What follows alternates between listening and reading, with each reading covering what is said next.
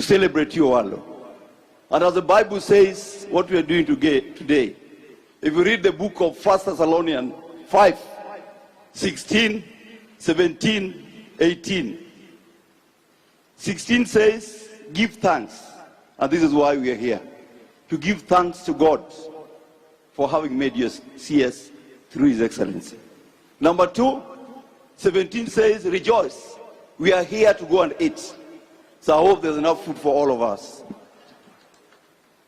18, pray continually. And the church has bestowed that upon you. If you want anything to happen in your life, pray. And Your Excellency, I'm going to emulate what you did in Nanyuki. You know, in your meetings, those who came late, you did allow them to attend. So I know that even in Ikulu, those who drink 18 years will not have no place, because Ikulu now will be for chai and wandazi. So Your Excellency, I'm going to emulate that in game. So when I go for meetings, my people must report at 7, so that the country can move to greater heights. Us as a people will stand with you, will support you, so that we can get exponential growth in terms of development. As a people of Siaya and as the people of the Republic of Kenya. Joka nyana muye, joka nyana mumor. Ere jo mumor gi Dr. William Ruto. Asanteni sana. Now, let me call Karoli Omondi, MP for Suba South, to say a word on behalf of the other Nyanza leaders. Thank you very much, Mheshimiwa Ochanda. Your Excellency, the President of the Republic of Kenya, Your Excellency, the Deputy President, the Prime Cabinet Secretary, the Right Honorable Speaker, Honorable Ministers, Honorable Members of Parliament, other officials of the government, ladies and gentlemen, good afternoon. Your Excellency, please allow me to speak a little in Luo, just for a few minutes, then I'll get back to English. I'll not be very long, I'll be a little brief. Yothurwa,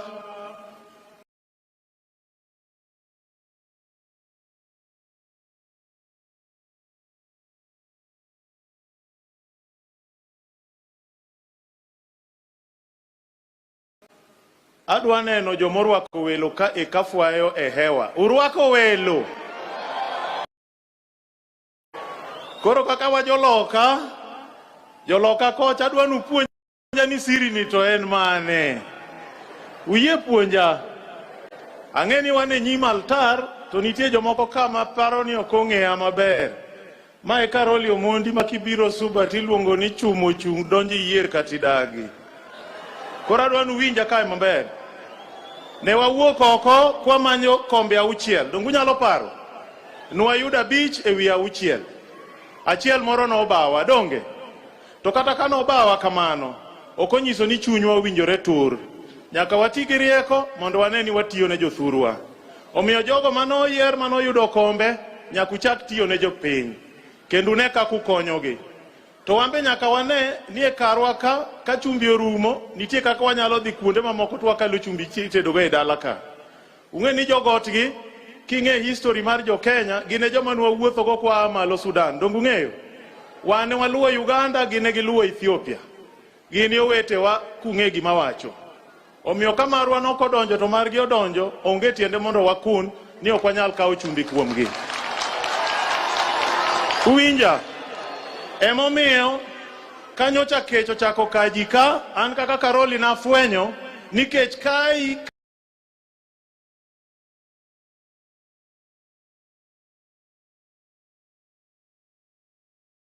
kata nigone Azimio kata nigone ODM.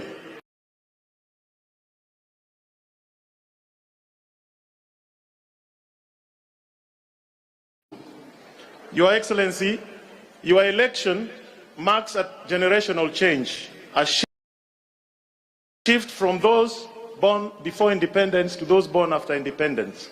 It therefore affords us a great opportunity as a nation to build on the deep foundations of our forefathers, but at the same time to deal with the challenges that still bedevil us, one of which is the chronic underdevelopment of our people.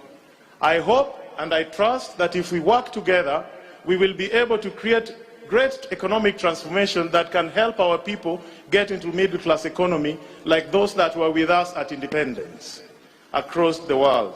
I also hope we can consolidate our democracy and strengthen our governance structure on constitutionalism and the rule of law so that our country can prosper. On those two issues, I assure you, as the leadership of this part of the world, we are ready to work with you. We are ready to join hands to bring development to our people. We are also ready to hold your government to account. Asanteni sana, Jothurwa. I want to extend to the President and his team a standing invitation. Always come. Don't inform us. Just say tunakuja. Hata sisi tunataka kuanza kujipanga mapema. Tunataka kujua tunaelekea wapi. Dongu winja.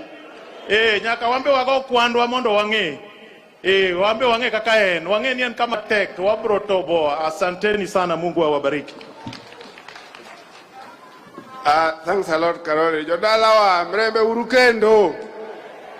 Eru ukamano, mokwongo kumruoko wendo wa. Eru ukamano maduonga henya. Unyiso ranyisi makende.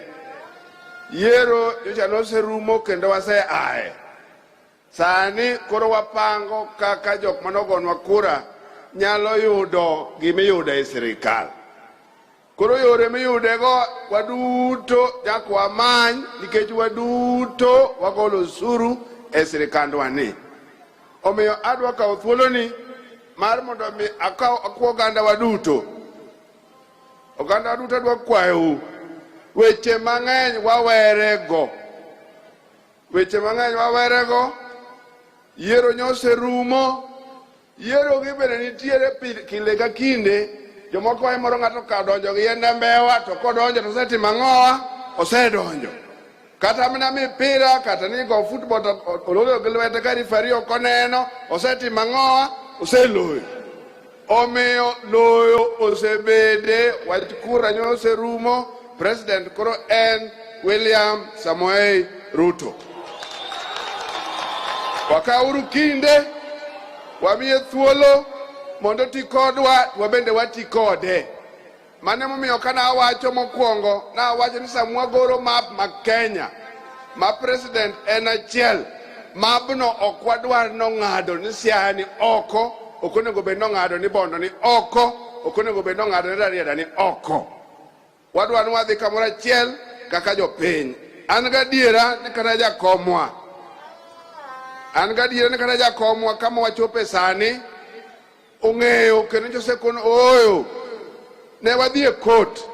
Ne ok ber ne wadhi e court to court nosetieko. Omiyo koro court constitutionally nosemiyo ang'owa president. Mane kaka koro ka gik moko gin. Wawuothuru kwachomo kanyo. Your Excellency, I want to thank you very much. There's a lot we share with Eliud Owalo as a person. Partly, we have served at very close capacities with Jacom. Sometimes we call him Tinga or Aguamo. We are very close friends. We still want to work very closely with him, in as much as we also want to work closely with you. I want to thank you that Eliud got into working with Raila when, at the same capacity almost. I'd also worked as a personal assistant of Raila, a researcher, a script writer, and all this. I've done it, and I know the capacity of Raila. Please, let's allow him to be part of this republic. Let's give him his space that we recognize, and we move on as we recognize your leadership. So I think this is what I want to say at this moment. I didn't bring up the governors, both the current and the former, because I want that to be done by our governor for Siaya. So allow me to welcome our governor for Siaya, James Agre Orengo. Karibu, Governor.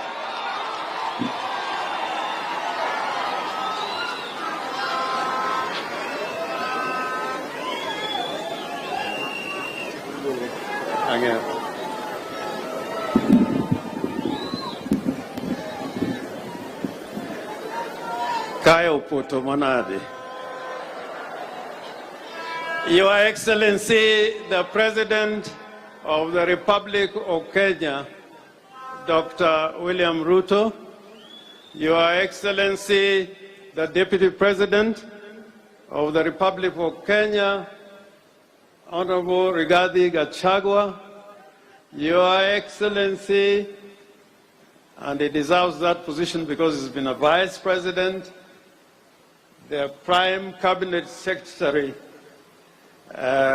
Honorable Mudavadi, the Speaker of the National Assembly, Moses Wetangula, all the Cabinet Secretaries who are here, my brothers, the governors who are here, Governor Unachoma, Governor Kangata, I'm told is here, and the senators who are here, and the former governors and senators. With your permission, Your Excellency, before I say anything, and in consultations that we've had, give me a chance or allow me to invite Senator Mandago.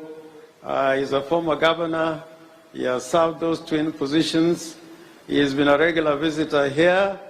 And then I'll call upon the other two governors. And then we'll proceed.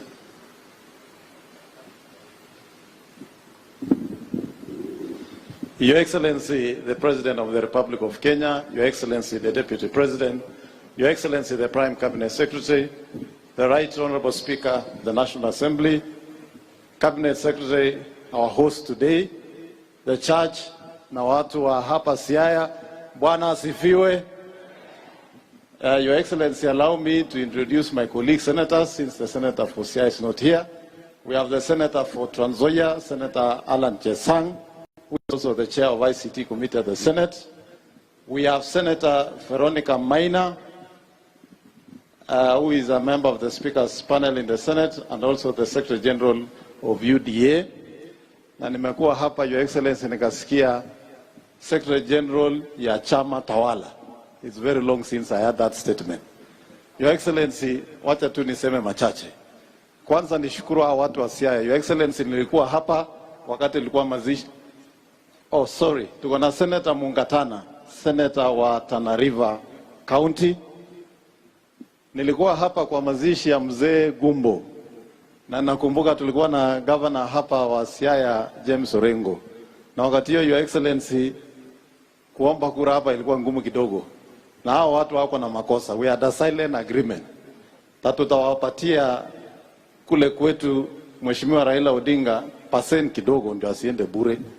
Now we agreed they are going to give us 30% so that we start on an equal footing. Today I looked at the statistics nikagundua iko shida kidogo. So iko toba ya kutubu hapa, lakini hawa ni watu wazuri, tumekuja pamoja na nimesikia temperature hapa hapo mbele kutakuwa na mto mkubwa sana ambayo inaelekea kwa serikali. Your Excellency, Your Excellency, kama Senate sisi tunafurahi kwa vile unaunganisha hii taifa la Kenya. Sisi kama bunge tutafanya kazi pamoja, and Mheshimiwa Senator Orengo, who is now the governor, as a member of ODM, as they hold the government to account, you held me to account as a governor. I will also be holding you to account as the governor of Siaya County, as you deliver to the people of Siaya. Asanteni sana na Mungu awabariki. Tutakuwa pamoja. Asante sana.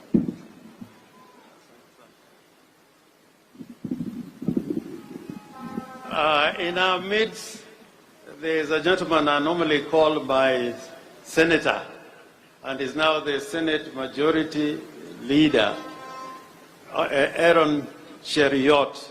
Could you come and say a few words?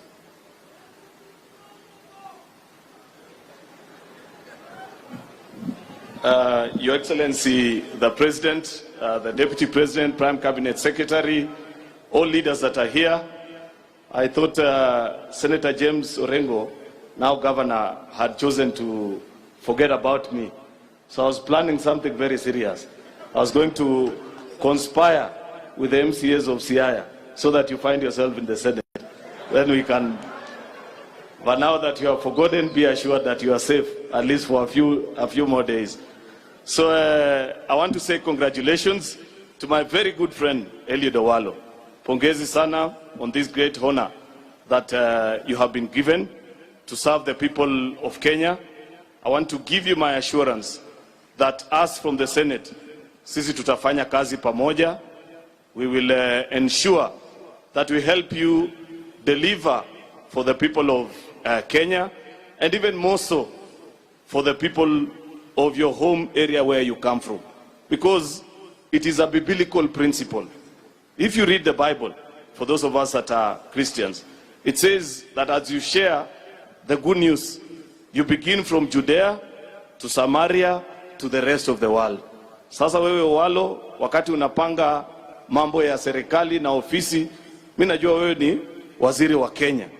Lakini chochote ambayo unapanga, panga pia kitu ya hii kijiji ambayo inaitwa Dango, alafu Bondo, Siaya and to the rest of Kenya.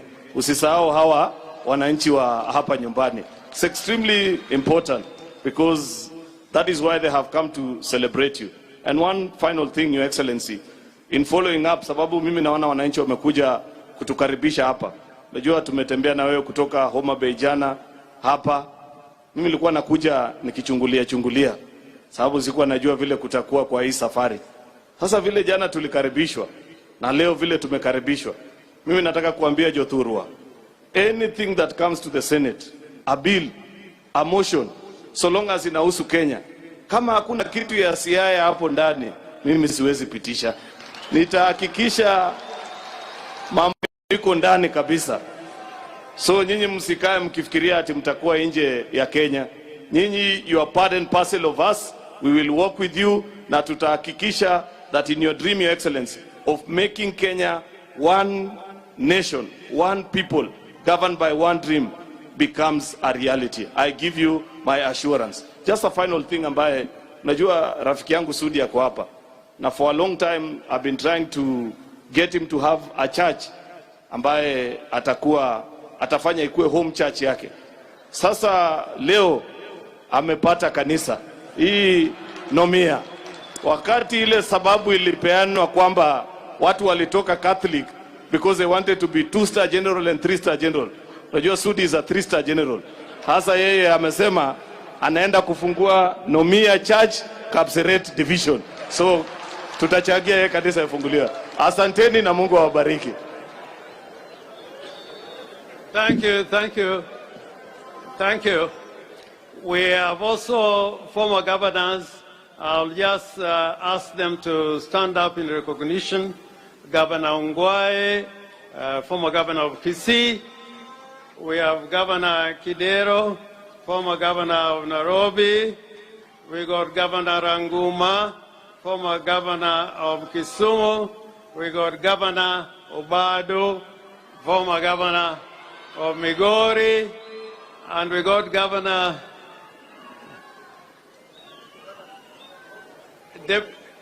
Deputy Governor. Oh, yeah, thank you so much. Now it is my pleasure to call upon my brother or son, Governor Kangata from Murang'a.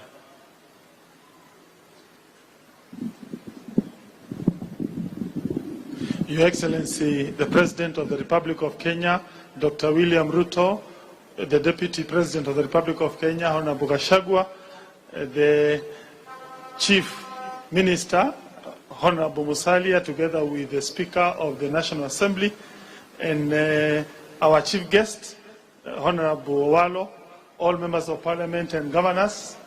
Your Excellency, you have attended and convened many meetings since you became the President of this country. But this is one of your most important meetings you have ever held in the Republic of Kenya. Your Excellency, the blood that runs in me as a Kikuyu is the same blood that runs in a Luo. The people of Luo Nyanza deserve development in the same manner the people of Central Kenya deserve development. Central Kenya and Rift Valley will never develop until Nyanza also develop. Rift Valley will never develop if Luo Nyanza is not developing. And today's meeting, you have come to give the people of Luo Nyanza the hope you are part and parcel of this government. Your Excellency, if you have a position you are planning to give me, I'm happy to remain as the governor of Murang'a. Give it to a person of this region. Your Excellency, I'm contented to remain as a small governor of Murang'a County, but ensure these people get recognition and their share of this government. We never made an application for me to be born as a Kikuyu. We never made an application. I just found myself being born in central Kenya. And therefore, being born in Luo Nyanza should never become a disadvantage to you. And you have come here to tell you, the people of Luo Nyanza, President William Ruto will visit you today, tomorrow, forever. He'll always be coming here. Because we believe in a united country. We believe that Kenya is one, and we as UDA, we shall ensure and fight to make Kenya remain one united country. Your Excellency, you are doing a very good job in coming up with very good policies that are going to unify this country. But you will do a better job when you make Kenya a more united country. Political development and social development of this republic must be achieved by ensuring the people of Luo Nyanza, they feel they are part of this country. And I'm happy to help you in that endeavor. I will finalize by saying, I have learned so many things when I came today, when I met my colleague. He is doing a good job by becoming the governor of this place. I want to give you an assurance. This will be the best governor of this region. That one I know. He is one of the most experienced politicians. In fact, when I came, he gave me very good ideas, which I'm going to implement back once I go back to Murang'a. I also gave him some few ideas. Like in Murang'a, we are ensuring every child of ECD is getting free meal every day. I have no doubt he is going to implement that in this region. We have given 20,000 cards of NHIF, which have special features, which we are calling Kangata Care, that include various benefits. I have no doubt that idea can also be considered in this region so that we develop together as a nation. Thank you.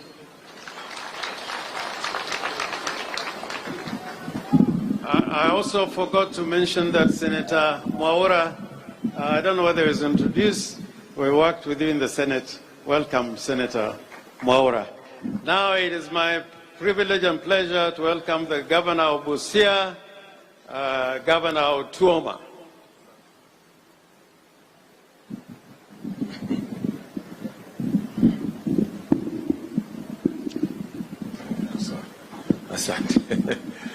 Your Excellency, the President William Samoei Ruto, the Deputy President, our Chief Minister and Speaker, all protocols observed. Allow me also to join those who have congregated here today to celebrate our brother Owalo. Owalo, I'm not here by mistake. I purposed this day to come and be with you. And Owalo, as we are here, I want to echo the words of one Kenyan.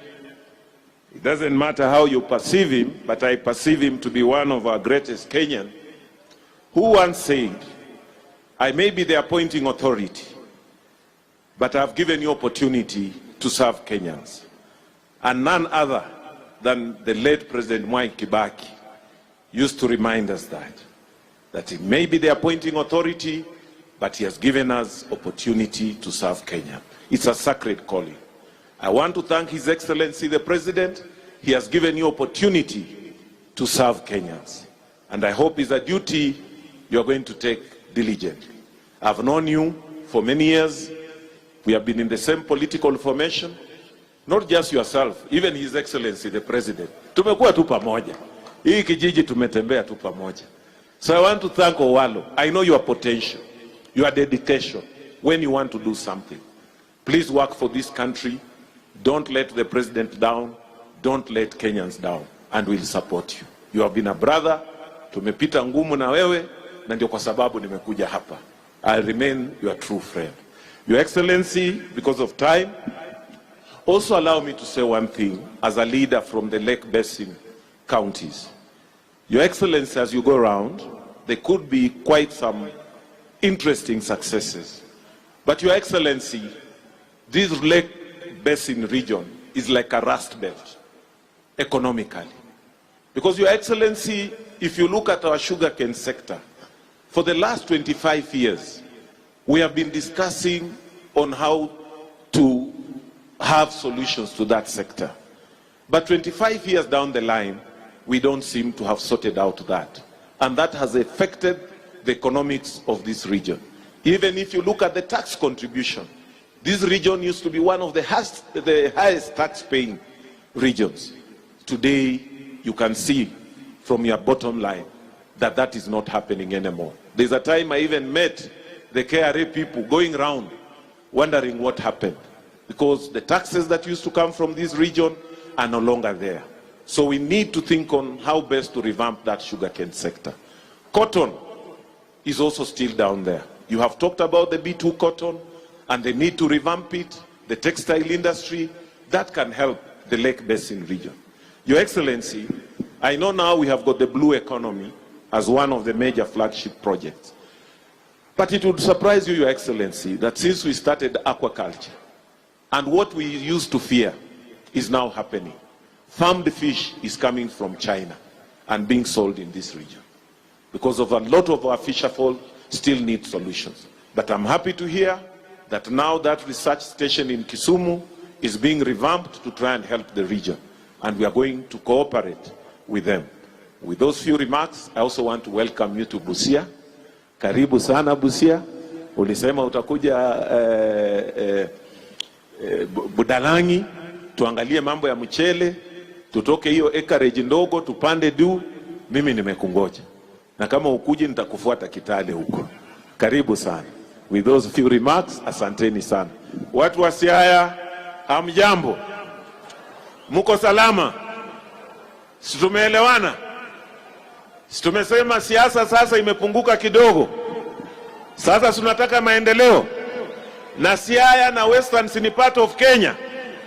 Mnakubali tufanye kazi pamoja? Mnakubali sisi ambayo tumechaguliwa kwa chama ya Azimio tushikane na Dr. William Samoei Ruto tupeleke Kenya mbele? Mumetupatia hiyo mandate. Wangapi wanakubali hiyo? Tuone kwa hewa. Your Excellency, you can see everybody accepts. Na sisi tumekubali.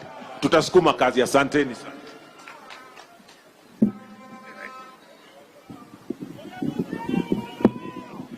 Your Excellency, I would now want to make a few remarks.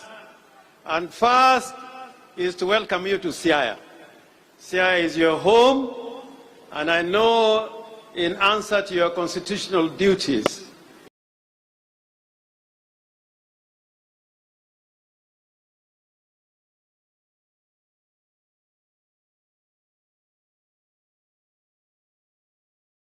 as head of government and head of state, very profusely for appointing Elido Walo as a cabinet secretary. I know him. I can vouch for him as a worker, as a scholar, as a writer, and as a thinker, and as a strategist. And I know Asembo and Siaya are better with Owalo in the cabinet of William Samoei Ruto. And I hope in the fullness of time you are going to be able to appoint other people from this region to escort Owalo. You know, Deputy President was parading some people from this region, but like Oliver Twist, we still want some more. And we know we are going to get some more. But Owalo, I can assure you, as you serve in the national government, because the standard has been set that the national government and the county government should work together seamlessly for the benefit of the citizens of Kenya. I know that today we are coming not because the head of state is in an official visit to Siaya. This visit was primarily to celebrate the appointment of Eliud Owalo.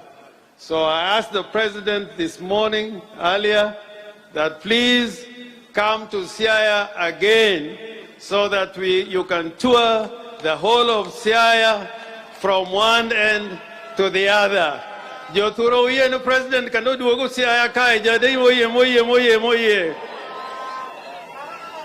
And the reason why I know that will help us today, just this morning, we put a little request to the president.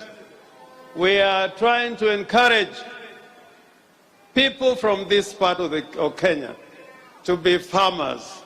We want to be food secure. The county government has provided tractors, and we are going to provide subsidized fertilizer. But the president today told us that of the tractors that we have already acquired, he is going to facilitate us to get an additional 20 tractors to come and help the people of Siaya. Secondly, along the river Nzoia, we got two major projects. And basically, one is a water project, the Ukwala Sega Ogunja water project. He has challenged us as a county to do our part, and that project is going to be completed. In Lego, where people grow rice, like many other parts of the county, we had procured a mill, but we did not have sufficient funds. The president has said he is going to provide funds to enable us acquire a big mill for our farmers in Siaya County. And I know here in Asembo, the road known as Kamito, Kalandini, Kaelija should be tarmacked like yesterday. I had the benefit of flying with the president over this area, and I can assure, as a matter of duty, the president is going to ensure that that road is completed. And he said, all the roads that are stalled in Siaya County, just like in other parts of the Republic of Kenya, they are going to mobilize the contractors to come and make sure that those roads are done. In Luanda Kotieno, we have a project which was done by the government for fish processing. He has assured us that if we hold discussion with his government, that fish processing plant, together the one in which Loom, are going to get into business. And I want to applaud you, Your Excellency. You seem to know everywhere in Siaya. You need to know every road. I don't know what you used to do here before, but I was very impressed about that. So I know we are on the right track. I just wanted to say one thing. As patriots, as Kenyans, we as elected leaders, and I'm saying this thing with all the seriousness and the command of my words, that it is wrong for us to talk about 2027 for those who have been elected. We should be talking about what we are doing now, not 2027. And I am happy that the President, you are here, because you have assured us that your government is kicking and working in Siaya and the entire Republic of Kenya, not because of 2027, but because that is the duty we were elected to perform. I also am gratified that the two levels of government, Your Excellency has assured us that we are going to work together in accordance with the Constitution and in accordance with the county government and all related statutes. And for that, we thank you, Mr. President. Finally, I want to ask the people of Kenya, we are one nation. We are one nation. The Kenyan people, we are one nation. We should never build borders or walls. A Kenyan should be ready and prepared to go anywhere in any part of this republic.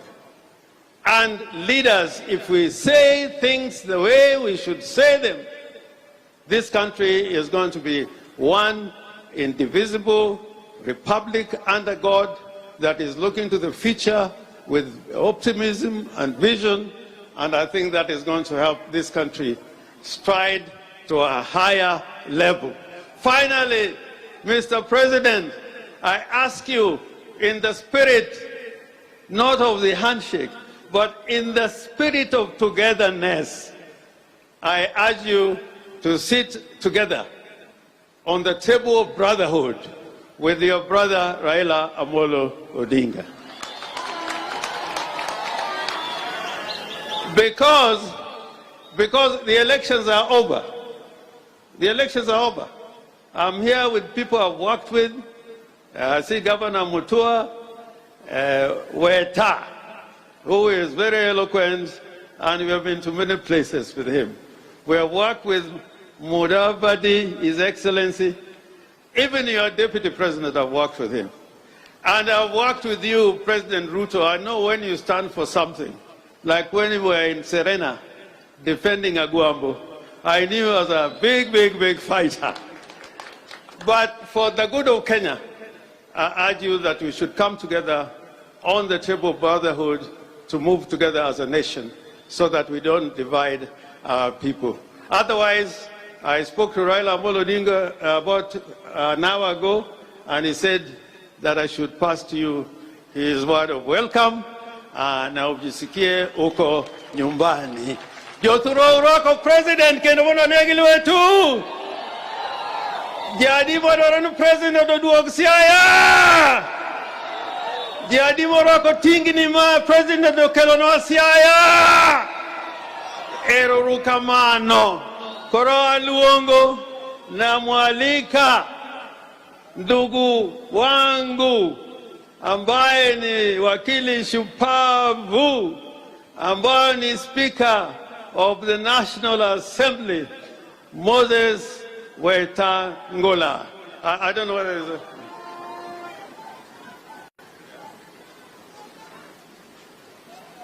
Oh, okay. Okay, I'm sorry. There's a little hitch there. I'm told that the CS in charge of health will now come,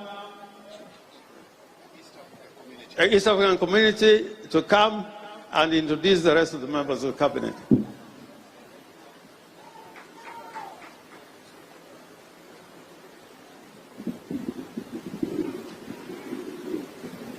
Thank you. Your Excellency, the President of the Republic of Kenya, Excellency Deputy President, Prime Cabinet Secretary, and I will ride on all other protocols, and the great people of Siaya, good afternoon. Before I introduce the Cabinet Secretaries, I invite PS Dr. Raymond Omolo to introduce the Principal Secretaries. Karibu.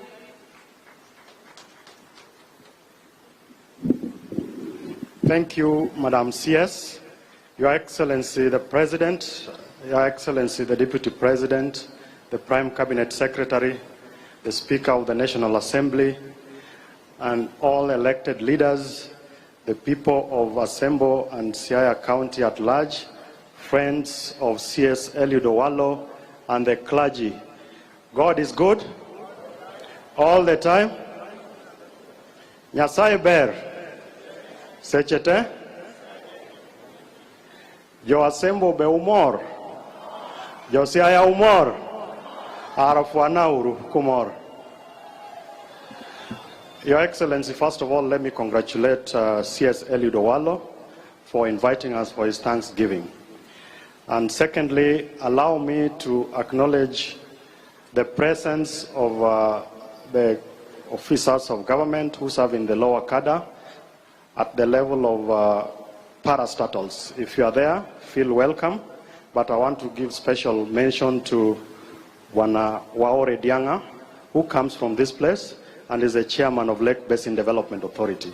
Your Excellency, if you remember, you took me from Lake Basin Development Authority to be your principal secretary. And the last thing is to introduce my fellow principal secretaries, and I would ask that you stand up as I call your name so that the people of Asembo and Siaya at large would take note.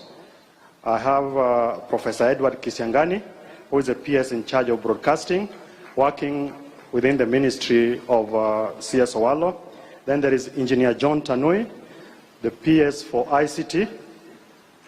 Thank you. We have Susan Mangeni, the CS in charge of the Hustler Fund. We have PS Terekia Mbaika, who is in charge of devolution in the office of the Prime Cabinet Secretary. We have PS Joseph Motari, who is in charge of social protection. We have James Muhati, PS in charge of planning. We have Engineer Peter Tum, who is PS in charge of medical services. We have PS Joel Aromayang, in charge of public works. We have PS John Mweke, in charge of sports. Alfred Kombudo, who comes from Kisumu County, the PS in charge of trade. Thank you, welcome PS. Then we have PS Charles Hinga, in charge of housing. And finally, PS Beatrice Inyangala, in charge of higher education. Lastly is to just say welcome, Your Excellency, to Siaya County, and by extension to Nyanza. We were in Homa Bay yesterday, we went to Kisumu, and today we are in Siaya. We want to sincerely welcome you and thank all the visitors for coming to Siaya to celebrate with our brother Eli Dowalo. Thank you.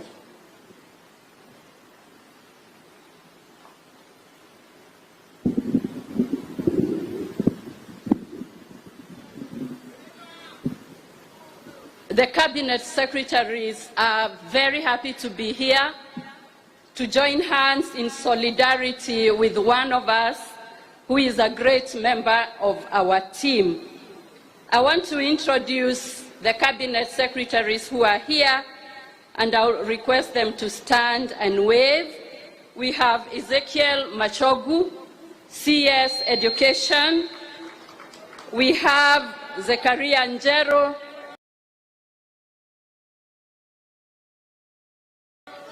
CS Lands, Public Works, House. We have Alfred Mutua, Foreign and Diaspora Affairs.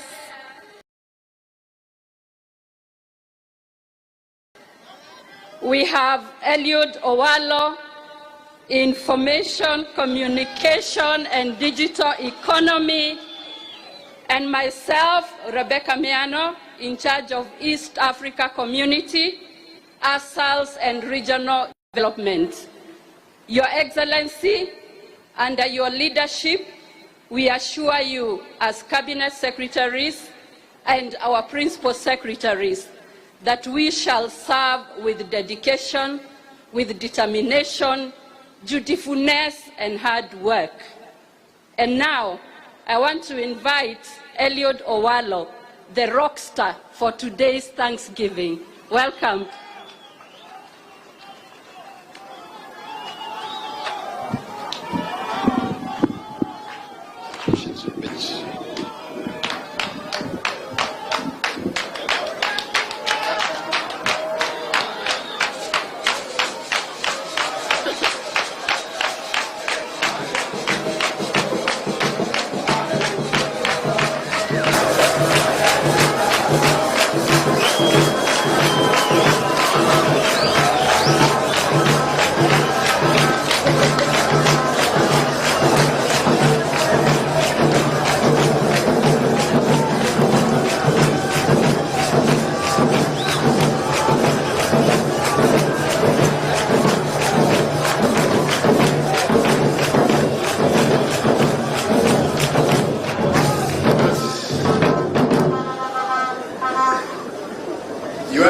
Excellency, President of the Republic of Kenya,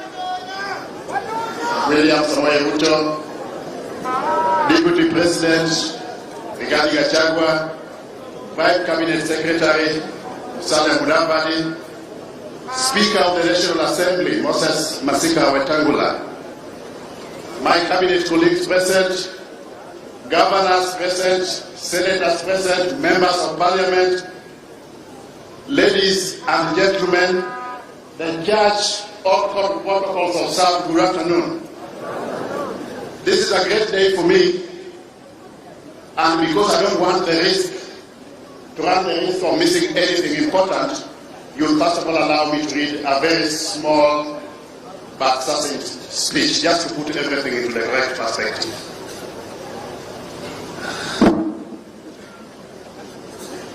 Your Excellency, Dr. William Ruto, President and Commander-in-Chief of the Defense Forces of the Republic of Kenya, the Deputy President and all protocols observed, I'm delighted and humbled this afternoon at the same time to welcome you to the place that I ultimately call home. In the Luo culture, Your Excellency, we the Luo people, our home is a very special place. It is very different from other places where we live away from Luo land. We call those places houses, no matter how elaborate, comfortable, modern or eloquent they may be. Your Excellency the President, distinguished guests, ladies and gentlemen, welcome to my home in Gambo village in West Asengo, Siaya County. This occasion, Your Excellency, is both very special and most humbling for me and my family. We are gathered here to pay homage to God for the special mission that has been assigned to the Secretary for Information, Communication and the Digital Economy. It is a mission, Your Excellency, that without fear of contradiction, I have accepted and set out to serve with great humility. As a family, we have invited you to tarry with us in thanksgiving to God and to all who have made this possible, with His Excellency the President at the forefront. We have never hosted this type of gathering here before. Perhaps the last time that we had this type of gathering was when my father passed away and we had a similar gathering here a few years ago. I want to thank all of you for finding it worthwhile to be with us today. This occasion, of course, is largely about myself and my appointment. I prayerfully submit myself before God, ready to serve my country and fellow citizens in the role that have been assigned. God and His Excellency the President have found it fit to grant me the opportunity to serve in the 5th government of the Republic of Kenya as a Cabinet Secretary. I don't take this for granted. Your Excellency, sir, ladies and gentlemen, I have always considered myself to be a very modest person, perhaps even a shy person. I am therefore a little overwhelmed by the focus and attention today. I am more used to focusing on others rather than on myself. However, the reasons for this focus are clear and I am therefore very appreciative. I have received many messages of goodwill right from the day when His Excellency proposed my name for the Cabinet. I am truly thankful to all who have sent me these messages. As it is not possible to respond to every individual message, please take this affirmation of gratitude to be my vote of thanks to you if I have not reached you individually in this regard. Your Excellency, thank you very much for trusting me with the honor of this high office in your government. You could have settled for any other person out of the millions of Kenyans at your disposal when deciding who the 22 members of your cabinet should be. But you deemed it fit to settle on me, and for that I owe you a great debt of gratitude. It is an honor and trust, Your Excellency, of the highest magnitude to be counted among this number. And I want to assure you, Your Excellency, sir, and my country, that I shall not disappoint you. I will serve with diligence, loyalty, and credence. I further wish to extend gratitude to the church, no mere church here, and especially to the religious leaders who are with us here today. Your prayers and blessings have always been very important to me and my family. As you will be aware, My grandfather, the late Johanna Owalo, played a leading role in the founding of the church that is presiding here today. I was brought up in this church.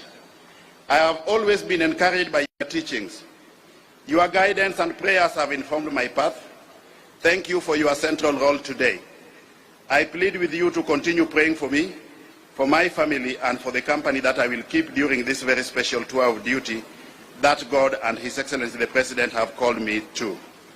Pray that together with my team we will deliver. When members of Nomia Church were called upon to stand up, the President asked me why my wife was not standing up, and I told him that she is a Catholic. And he found that very strange. And my wife has always told me that because they grew up within the Catholic faith, for the sake of the children as well, they have to be Catholic. But I suspect the reason why she doesn't want to be a member of Nomia, Your Excellency, is this polygamy that the bishop... Hii maneno ya mabibi wengi ndio inaleta shida. So we will discuss that and see what we can do. I want to appreciate my cabinet colleagues and all other leaders who have joined us here today from your different walks of life. Just as this meeting has brought us together today, His Excellency the President's mission of digitalizing and digitalizing the country is going to generate productive intersections at various parts of our work. As the person privileged with the lead role on behalf of His Excellency the President in information, communication and the digital economy, I look forward to working with all other leaders, those gathered here and many more beyond. Your Excellency, ladies and gentlemen, allow me to appreciate the community that I come from, and especially the immediate community of Gangu village, the Sigeri area, West Asembo and Rarieda, the immediate environs of my home. Thank you very much for the love and support you have extended to me following my appointment to the cabinet. In these days when the country faces serious food challenges, I have, alongside other leaders, traversed Siaya, Migori, Kisumu and Homabay counties on behalf of government to lead in distribution of famine relief food donated by the Kenya Kwanza government. The love that I have encountered from our people is overwhelming. I want to assure the people among whom I was born that I also love you. Your Excellency, I know that you have repeatedly reminded us that we are honored to serve in your government and that service to the whole country is not just service for our home areas. Yet, Your Excellency, I also know that you appreciate the altruistic and very much awake to the specific challenges afflicting special communities and regions. In this regard, therefore, Your Excellency, I know that it is not in vain for me to promise our people that I will always be ready and available to be your emissary, depending on unfolding events from time to time for the benefit of this region, Your Excellency. Thank you once again, everybody. Thanks to all those who have contributed to the planning and success of this occasion. And at this point, may I just call upon the organizing committee to stand up from wherever you are and wave. Those who are in the organizing committee led by George, Donji, there were quite a number, and they are from all over the country. I thank you very much. Okay. I thank God for you all, and together let us thank God for the opportunities in our lives. Let us trust in Him for the future. Glory be to God the highest. God bless you. God bless Your Excellency. God bless the people and the leaders present here. And may God bless our beloved country. Thank you very much.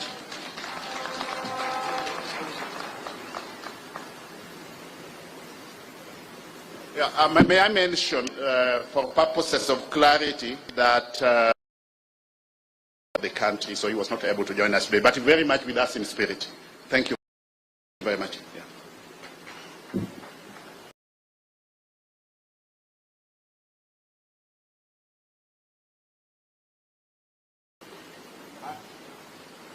May I now take this distinguished honor and privilege to invite the Speaker of the National Assembly, Honorable Moses Masika Wetangula.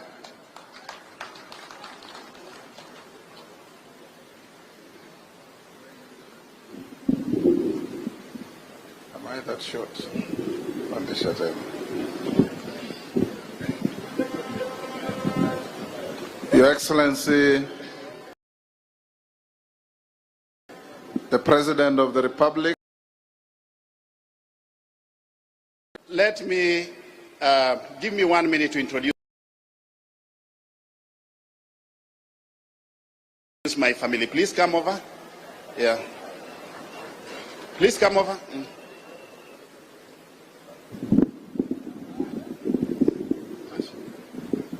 Yes.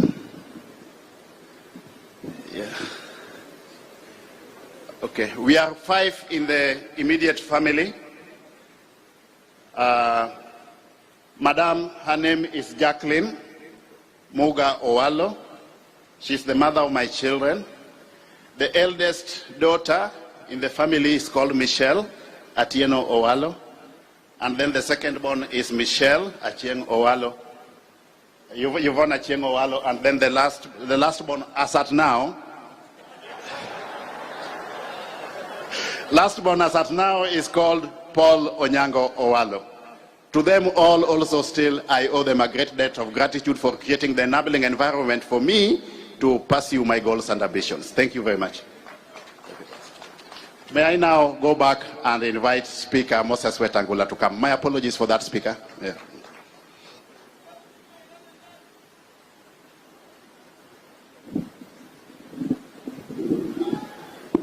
Thank you, Eliud, for remembering to avert a crisis later in the day.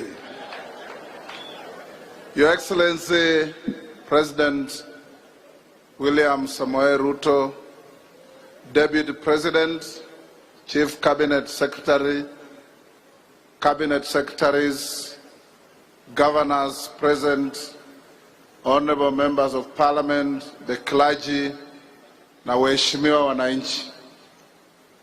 We're here today to pay homage and cheer my good friend Eliud Okech Owalo. I've worked with Eliud Owalo for many years, probably about 20 years. What has been said about him is true.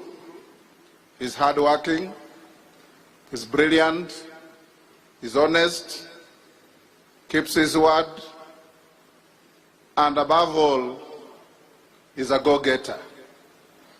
In fact, he's a man of great faith. And it is the faith you have, Eliud, that has brought you this far. When there was a choice to make for short-term convenience in politics and long-term interest in politics, you chose long-term interest in politics. And we come here to stand with you, encourage you, and tell you that you will not walk alone in this life that we all live in. So being here today is a day for you to stand above everybody else and thank His Excellency for looking around the 50 million Kenyans and giving you an opportunity to serve the people of Kenya. An opportunity that I have no doubt you will discharge with absolute distinction, because I know that's how you work. People of Siaya, led by my brother and friend James Orengo, whom we worked with for a very long time, we are here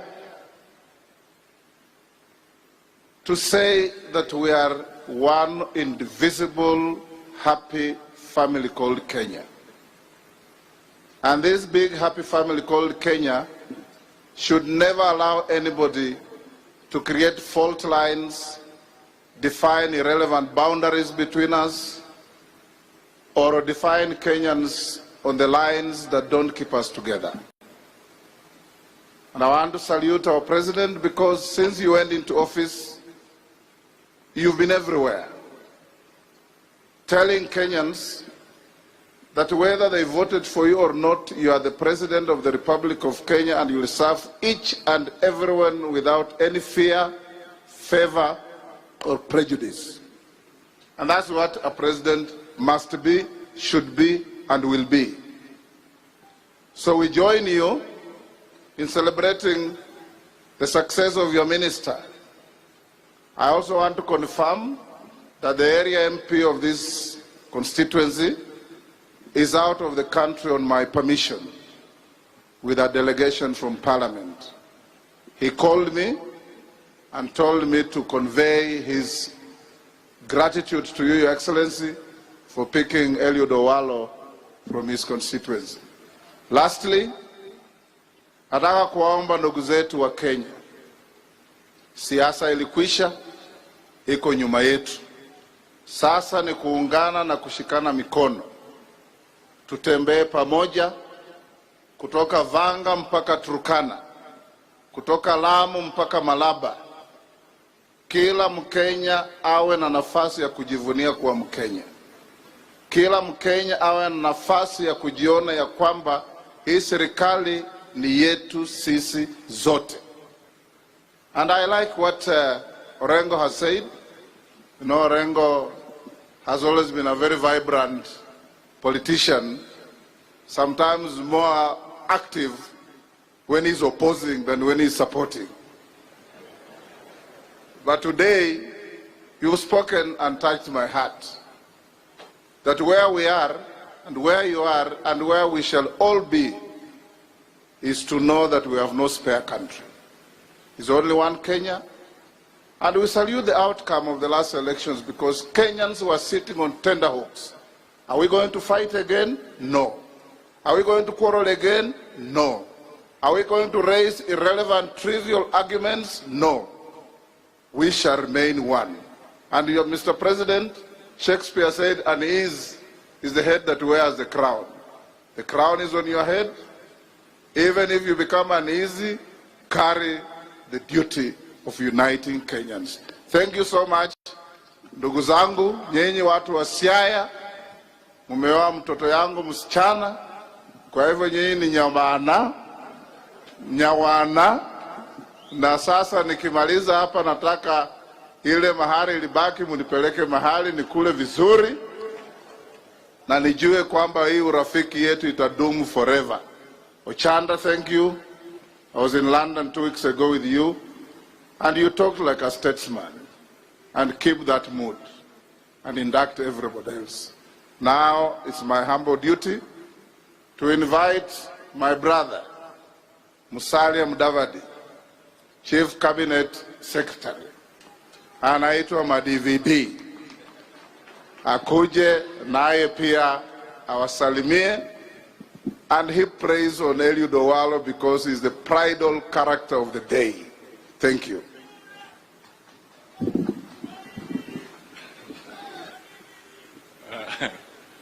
Hi, asante.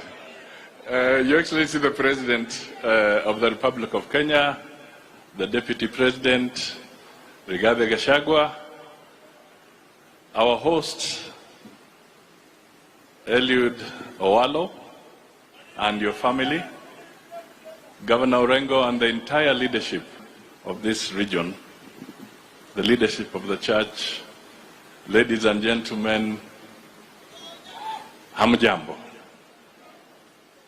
Mirembe. Mirembe muno. Mubebaramu. Asante sana. I'm a neighbor. Na hiyo ni lugha moja. Your Excellency, my first remark is to say I stand here to congratulate Eliud Owalo for receiving your appointment and your honor to become a cabinet secretary. When we were in Nairobi campaigning for Owalo in Kibera, we kept on saying, liwe liwalo ni Owalo. Leo, liwe liwalo ni siku ya Owalo. We are here to celebrate this glorious occasion and the honor that has been bestowed on you by the President.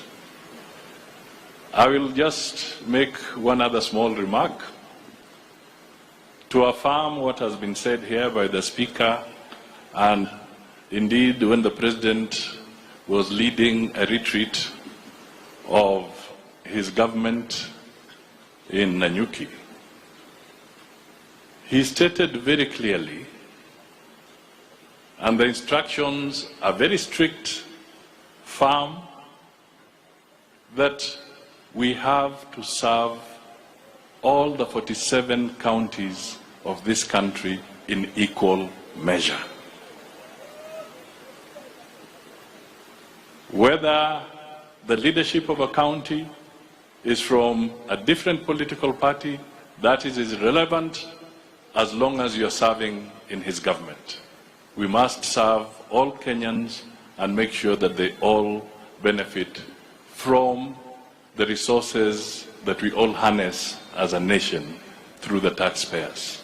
That is what we shall do, that is what we intend to do, and that is what we must do because it is the right thing to do now and always. Kwa hivyo tuko hapa kusema tutasimama pamoja, tushirikiane. Your Excellency, Owalo is a good man, and I'm sure you know it. We look forward to working with you. Let us ensure that we help the President deliver on his mandate. That is what we intend to do, and to unite the country and to work together. I want to assure you that we are not going to entertain a vindictive process. That is another very strict message we got from the President, that this government should not have a foundation of vendetta, but unifying the people of Kenya. So that is why we are saying kazi iendelee. And to be honest, I must say I'm so happy to see Miguna here. It's good to see you. Asante sana.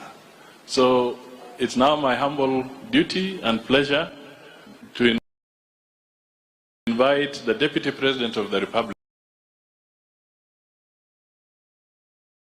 Asante sana, our Prime Cabinet Secretary, who is also known as Mr. Earthquake. Your Excellency, the President of the Republic of Kenya, Kanisa, CS wetu Eliud Owalo and your family, waziri ambayo wamefika na makatibu, na wale wote ambayo wamefika sherehe ya leo, hamjambo. Hamjambo tena. God is good and all the time. Asanteni sana. Tumeshukuru sana kufika katika hii ibada ya shukrani, tukisherehekea ushindi mkubwa wa huyu ndugu wetu Eliud Owalo. Your Excellency, we are here to celebrate the appointment of Eliud Owalo to your government to assist you in the economic transformation of our republic and to give a contribution in the service to humanity and mankind. Your Excellency, I met Eliud Owalo way back in 1992 and have closely followed his journey and path to leadership. He was a university student then, and I was working at Harambee House as one of the people who were assisting President Moi in the management of public policy and the political organization in the country. And Eliud Owalo approached me and said that he wanted to meet President Moi to share with him political strategies of how he could win some votes in this difficult region then as it is now. And Your Excellency, I did organize for Eliud Owalo to have a sitting with President Moi at the Kisumu State Lodge then, 1992.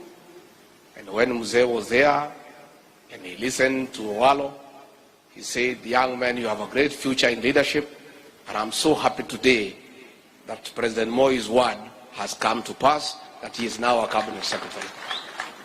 Your Excellency, Eliud Owalo is one of our most focused cabinet secretaries. He has a passion to serve, he is committed, and he is forward-thinking and multitasked. He brings in new blood and fresh impetus in the management of the affairs of our country. And we have no doubt that Eliud Owalo and the rest of our members of the cabinet, Your Excellency, we shall help you to deliver your mandate to the people of Kenya. Sisi tumeshukuru sana kufika hapa Siaya kwa makaribisho ambaye mumetupatia. Tulianzia Homabay jana, tulikuwa Kisumu, na wengine tulikuwa tukifika hapa hatukuwa tunatarajia mtatukaribisha namna hiyo. Tunataka kusema asante. Rais wetu au watu ya Siaya, hata kama hakutupatia kura vile tungependa, zilikuwa kidogo kiasi. Kwa hizo kidogo, sisi ni watu ya shukrani, tunasema asante. Na tunajua pale mbele vile tumeona tukiongea hapa, tunaweza pangana na tukakuwa tunatembea pamoja, kwa sababu vile gavana anauliza, tumepeana vyeo hapa, anasema tuongeze. Na mimi najua rais wetu wako hapa, mambo yenu wataendelea kuangalia pole pole, na vile mmetukaribisha naona amefurahi. Najua pia makaribisho ni kitu ya maana, si ni kitu ya maana? Na hawa viongozi wetu wameambiwa na rais pale tulikuwa mkutano, wapate nafasi watembee kwake, watembee kwangu, watembee kwa mawaziri, wasukume mambo ya maendeleo ya Siaya. Lakini viongozi, ningetaka tu kuomba nyinyi jambo moja peke yake. Mkitembea kwangu na kwa hao mawaziri wetu na ma-PS, najua si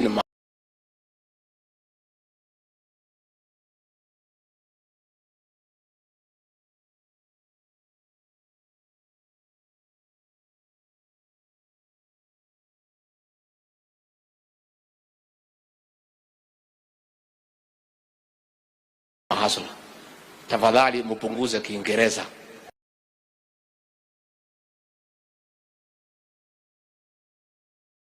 Kupromosha Kiingereza bila kuulizwa na mtu yeyote ni huyu Speaker wa National Assembly Moses Wetangula. Lakini wewe mtu ya kwenda kutafuta usaidizi, sasa ukiweka ile Kiingereza kali utasikizwa na nani? Sasa kwa hivyo, Your Excellency, ningetaka nichukue nafasi hii, wakaaji wa hapa katika counties yetu ya Migori, Homabay, Siaya, Kisumu, nionyeshe nyinyi viongozi, kwa sababu rais anapenda nyinyi. Hata kama kumpa yeye kura vile alitaka, angali anapenda nyinyi. Na ameonyesha. Kuja hapa kwanza huyu CS wala. Huyu sasa. Najua sasa hii kazi ya information na ICT iletaka mtu amekula samaki sawasawa na akili iko hali ya juu.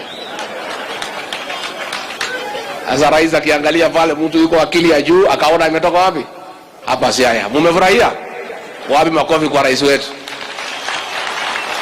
Kutoka hapo tumeingia mambo ya usalama na utawala. Ile Oburu Odinga alikuwa anaita system.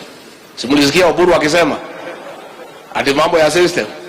Sasa rais huyu wetu, hata sisi tulikuwa na shida kidogo, watu ya Mount Kenya na wakale pale, ile kiti ambaye ndio yenyewe wa serikali, ile ya ndani kabisa, ile ya kupanga maneno na kupima na kuweka darubini, kuweka kabiru na kuangalia Kenya vile naenda na kukaa na rais karibu, anataka tukupeana pande hii. Kulikuwa na shida kidogo, lakini akasema hii watu ya Luo Nyanza, pahali tunapitana nao ni kura peke yake, mambo ingine wako sawa. So kiti ya PS wa Interior na National Administration ni ya huyu mtoto wenu Raymond Omolo. Kwa hivyo ile system mlikuwa mnalia mnataka imsaidie, iko hapa system. Fikiri mambo yenu iko sawa sawa. Hii simulilia hii system. Lakini nimwambia huyu James Orengo ni rafiki yangu. Tulikutana kwa KTN. Akaniuliza, sasa hapo mlima hii mzee wetu atafaidika? Nikamwangalia, na huyu James Orengo tumetoka naye mbali. Siku tulikuwa tumesukumwa na Uhuru Kenyatta kwa ODM, tulikuwa pamoja. Alikuwa wakili yangu. Nilikuwa nikishikwa anakuja kunitoa. Mimi ni mtu ya kushikashikwa tangu zamani. Hii Uhuru amekuja kunishika ni kitu nimezoea. Sasa huyu alikuwa anakuja kunitoa. lakini pia kwa sababu mimi ni mtu najua maneno, narudi kwa mfuko na kumpatia kitu. Sasa mimi nikamwambia Orengo, huyu governor, nikwambia ukweli, kamwambia mimi mambo ya udanganyifu sisi hatutaki, na ndio tumesema hatutadanganya William Ruto kwa sababu sisi ni Wakristo, na sisi watu ya Mount Kenya tulimwahidi tutaunga yeye mkono. Rais Uhuru Kenyatta anatuambia tukue wadanganyifu, tuache yule tunajua tulimwahidi, tupatie yule tulikuwa tunapingana na yeye. Nikamwambia sisi mambo ya uongo hatutaki. Sasa wewe Jimmy, kwa sababu rafiki yangu, wacha nikwambia ukweli, ile watu ya Mlima Kenya wote wamesahau ni baba ni conman. Watakula pesa yake yote na kumdanganya na hakuna kitu watapata. Huyo Orengo nilimwambia, nilifanya mzuri kumwambia ama sikufanya? Sababu hii maneno ya uongo na udanganyifu ni kitu baya. Huyu baba wetu huyu Agwambo ni mzee ya heshima, hata kama tulikuwa tunashindana na yeye, amepigania demokrasia Kenya. Kwa umri ni mzee, ni kiongozi. Ni makosa kubwa sana kuketisha mzee kama huyo chini na kumwahidi kura, mnajua hakuna. It is wrong. Na wale wote walidanganya huyu mzee kutoka Mount Kenya ati wamemwekea kura, hawatapata amani katika maisha yao. It is wrong. Na hiyo siasa ya udanganyifu tunataka ifike mwisho. Mungetaka ifike mwisho siasa ya udanganyifu? Tuwaambiane ukweli. Kwa hivyo pia pale Kisumu tuko na PS, ako wapi, ambaye anaitwa Alfred Kubundo. Huyu ni waziri, ni PS wetu wa trade pale kwa wizara ya Moses Kuria. Pia tuko Nairobi River Commission, tuko na mama wetu Dr. Pamela Olet, ako hapa. Tuko na Lake Basin Development Authority, tuko na Charles Waore. Tuko pale, ako wapi Charles Waore, ako area? Ngoja nataka hawa watu waone nyinyi ndio huyo. Na nyinyi hawa wamepewa kazi na William Ruto, president wetu, bila kuangalia mambo ya kura, kwa sababu hii Kenya ni yetu sisi na kuendelea mbele tukiwa na hawa na wale wengine. President wetu ataendelea kuleta nyinyi kwa serikali mkuwe ndani na pale mwisho mkitaka ziongezeke tutakuwa na mingi zaidi. Pia katika ofisi yangu najua watu wengine, na huyu governor wetu Orengo kwa sababu ni rafiki yangu, mimi nakuomba, ukiona vijana wananipigia kelele, wewe unitetee. Hapana support hawa. Unajua hivi vijana wanatafuta relevance wadiko kwa magazeti. Sasa hapa kwa James Orengo, huyu governor, chief of staff wa ofisi yangu, yule ambaye nasimamia mambo yote katika ofisi ya naibu wa rais, mwenye kusema bila yeye kuweka kidole uwezi fika kwangu, bila yeye kupitisha uwezi, maneno yote tumepatia huyu mtoto wenu anaitwa George Ngonga Makigoe wa hapa Game. Sasa nyinyi mnaona mimi nimeweka ile mtu nimeamini ni mtu ya Siaya. President bosi yangu ameweka huyu. Muko mbele ya muko mbele. Muko mbele kama mfuko ya shati. Asante, kaeni chini. Kwa hivyo mimi nataka niseme Your Excellency, tumefurahi sana na tutafanya kazi na hao viongozi na watu ya Siaya na Kenya nzima, na sisi mambo ya siasa imeisha. Kazi yetu ni maendeleo na tutakuja hapa tena na tena. Mnataka tukuje tena? Mnataka tukuje tena? Mtatukaribisha? Mmetupagia samaki ama hakuna? Iko samaki? Ama mnataka tulale hapa? Tulale? Mimi nilale hapa? Mtapanga vile nitalala? Mumepanga namna gani?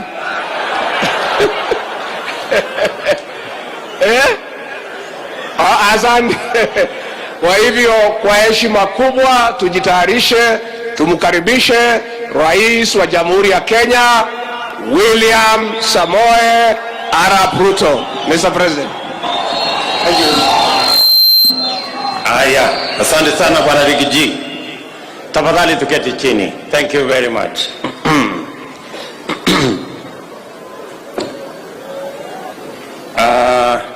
Naona kuna watu wengi huko nyuma sana.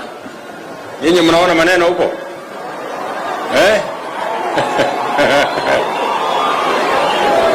Sawa sawa, wacha nisimame hapa juu. Utaniruhusu Bishop? Wacha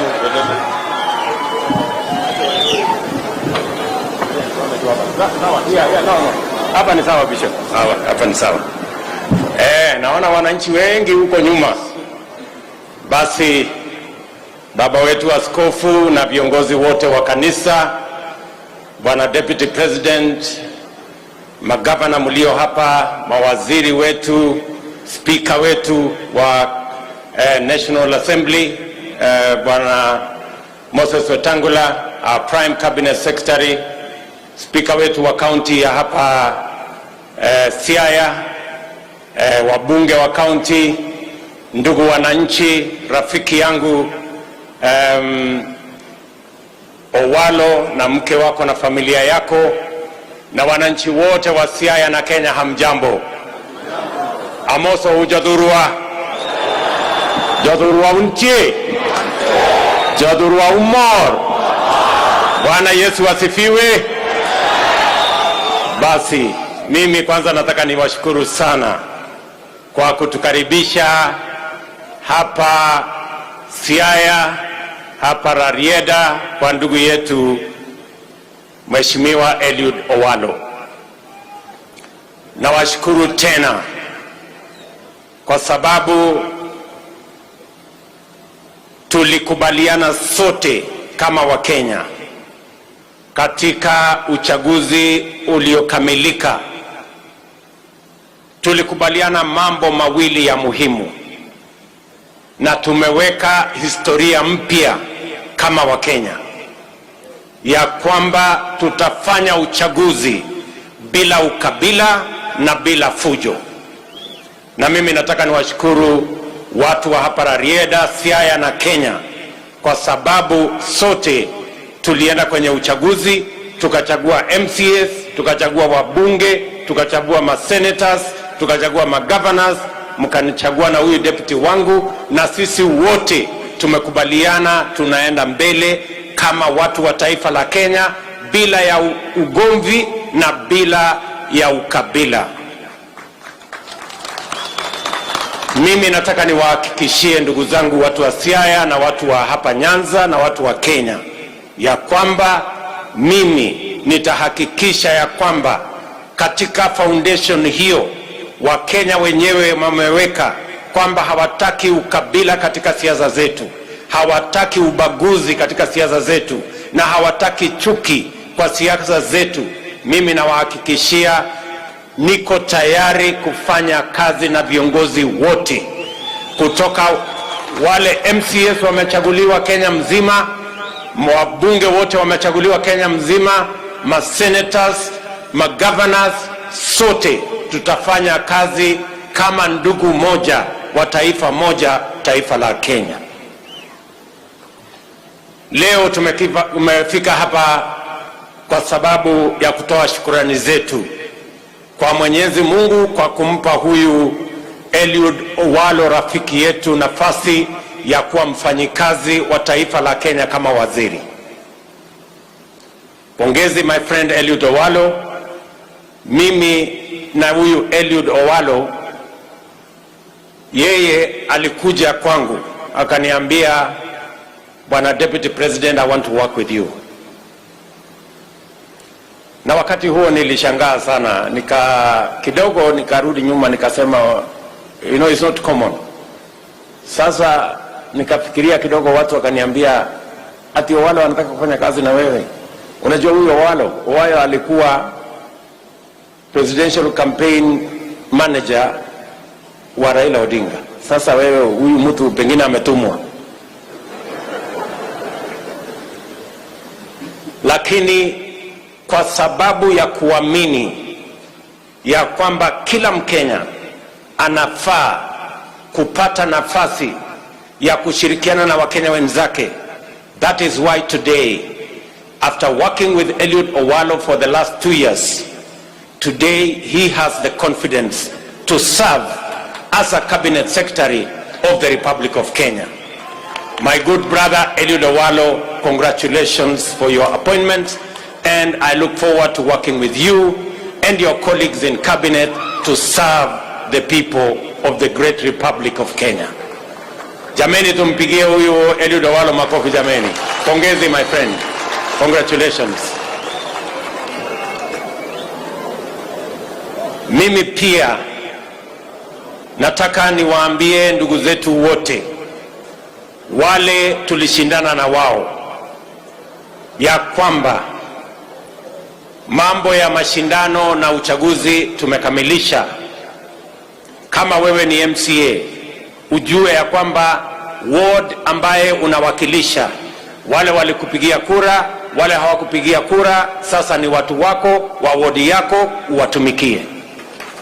Vile vile wabunge ni hivyo hivyo, maseneta ni hivyo hivyo, women rep ni hivyo hivyo, magavana ni hivyo hivyo, na hata na mimi nasema ya kwamba wale walitupigia kura na wale hawakutupigia kura ni wananchi wa taifa letu la Kenya, na tutawatumikia bila ubaguzi, kwa sababu nyinyi mnalipa ushuru na nyinyi ni wa Kenya. Tunaelewana jameni? Mimi nataka niwaambie wa Kenya, hakuna mtu ati amepiga kura vibaya. Kila mtu amepiga kura vile ameamua, kwa sababu sisi ni nchi ya demokrasia. Wakenya wamefanya kazi yao, wametupatia nafasi ya uongozi katika vyama tofauti tofauti. Leo tuko hapa, tumechaguliwa from different formations, lakini ile kazi imebaki. Wananchi wamemaliza yao, wametupigia kura. Kazi imebaki ni ile ahadi tulipatia hawa wananchi ya kuwafanyia kazi. Na mimi nawauliza viongozi wote kutoka kiwango cha chini kama MCA mpaka magavana, wabunge, maseneta, na sisi wote tuungane ili tuweze kutekeleza majukumu yetu ya uongozi na kubadilisha taifa letu kupitia kwa mipango na miradi ya maendeleo, ndio tuweze kuwa na taifa ambayo Wakenya watajivunia na Wakenya wote waweze kupata maisha yao kubadilika kwa sababu ya uongozi wetu. And I want to commit to all the leaders that we are going to work together for the benefit of the people of the Republic of Kenya without any manner of discrimination, because we live in one nation. Mimi vile vile nataka niwashukuru sana.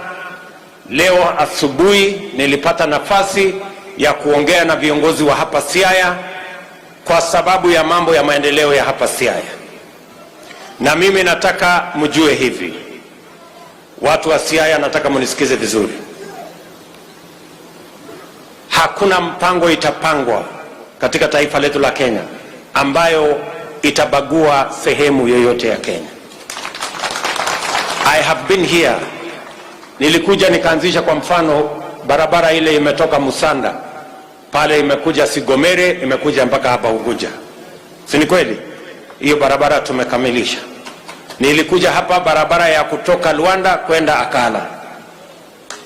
Hapa tulianza barabara ya kutoka Kombewa kwenda mpaka Asembo Bay. Hiyo barabara hata ingawaje iko na matatizo, na wahakikishia tutatengeneza, tutaikamilisha.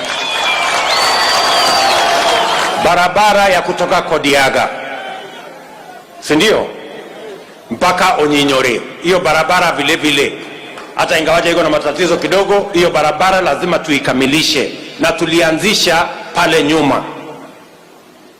Orengo amesema anataka kujua mimi nilikuwa nafanya kazi gani hapa mbeleni. Mimi najua hii sehemu, Mheshimiwa Governor, kwa sababu nilishughulika na mambo ya maendeleo ya kila sehemu ya Kenya wakati nilikuwa Deputy President. And I will continue to make sure that every part of Kenya is not left out as we plan the development of our nation. Mimi vile vile nataka niwahakikishie ya kwamba zile barabara zingine ambazo mnazihitaji, kuna barabara tumesema tumekubaliana tunaanzisha kutoka Bondo mpaka kwenda Liunda. Hiyo barabara lazima tuikamilishe na lazima tuijenge. Barabara ambayo itaenda mpaka hata kwa James Orengo kule Barobere.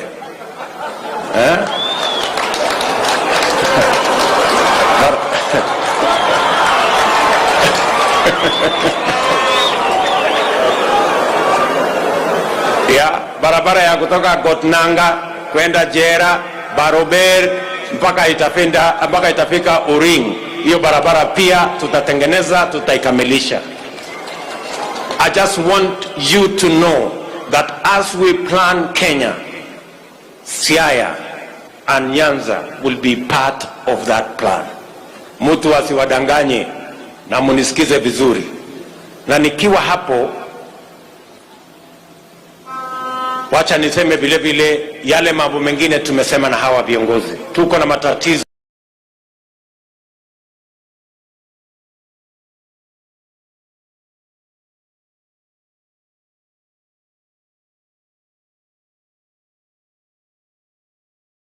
ya maji hapa Siaya, na ndio tumesema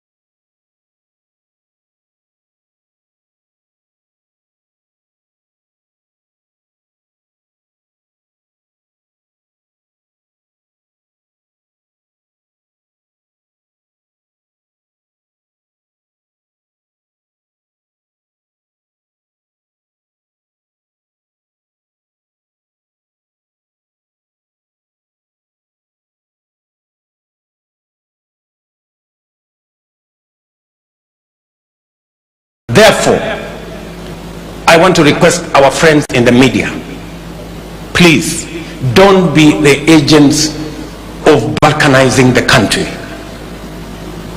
I cannot storm any part of the Republic of Kenya.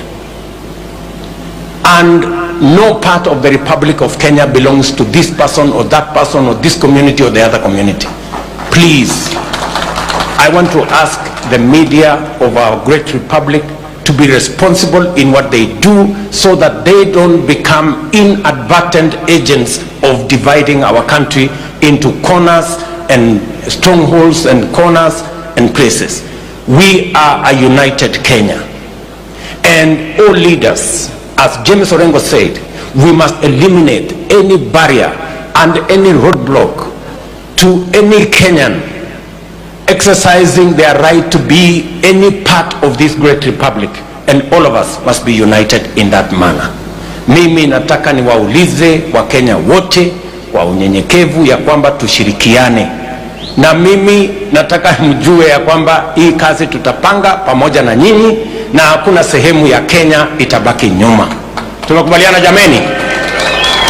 Tumekubaliana? Mnasema tuungane, tushirikiane, tuweke siasa kando kidogo, ndio tupange mambo ya maendeleo, tushirikishe viongozi wote, sio? So mimi nawashukuru sana.